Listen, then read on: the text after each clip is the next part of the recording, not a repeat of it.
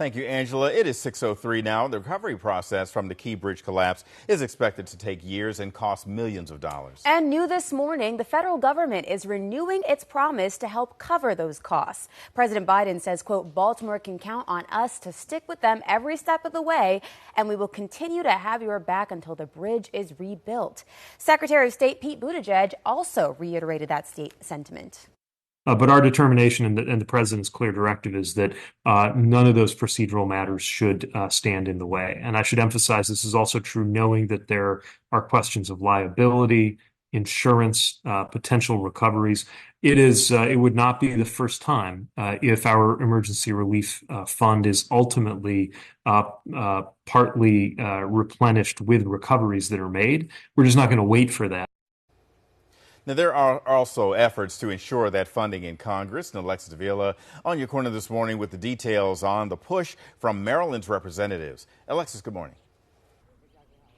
Good morning. Yeah, there are two main points to really take away from today, because today the Port of Baltimore is reopening after that main shipping channel is now back up and running. But as you were mentioning, the attention is now going to this over here, the rebuilding of the new bridge and trying to attain the funds to do so. So we know that President Joe Biden announced back in March that he wants Congress to approve the price of the new bridge reconstruction to be billed to the federal government.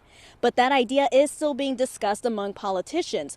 The estimated cost for the new bridge could range anywhere between $1.7 to $1.9 billion. Congressman Kweisi Mfume introduced the Baltimore Bridge Relief Act back in April to assure that the hefty bill would not go to Maryland. In a recent committee hearing in the U.S. House, Representative Ralph Norman from South Carolina said that the federal government does not have the money to cover the full bill. He is also concerned about the fairness of addressing other states and their catastrophes that are affecting them. But Mfume says this issue is not a Baltimore issue, it's an American issue. I believe that we just have to judge each one as they come, understanding that America has a limited amount of money, but also an unlimited ability to respond, to recognize the pain and the hurt, and in this instance, to protect our supply chain and the defense contractors that rely on that to be able to do their job. Now, the Mfume did remind the representatives that when it comes to the Relief Act, any of the money that comes from litigation from the insurer or any other parties will be going back to the American Treasury so it can go back into the pockets of taxpayers. Reporting live, I'm Alexis Davila for WJZ.